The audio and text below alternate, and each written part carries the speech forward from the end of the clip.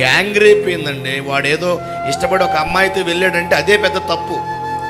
బైబిల్లో దేవుడు చెప్పిన మాట ఏంటంటే నీ పొరుగువానిది ఏది కూడా ఆశించకూడదన్నాడు. మరి ఈరోజు ఏం జరుగుతుంది?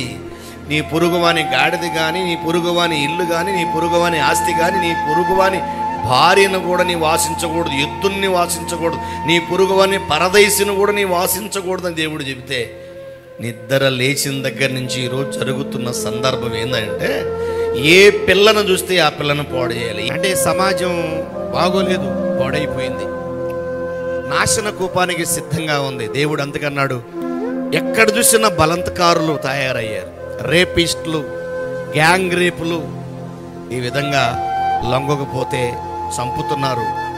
అందుకని నేనేం చెప్పాలనుకున్నాను ఈ విషయంలో అంటే, ఈరోజు క్రైస్తవ తల్లిదండ్రులు నేను చెప్తున్నా, మీ బిడ్డలను మీరు కాపాడుకోండి.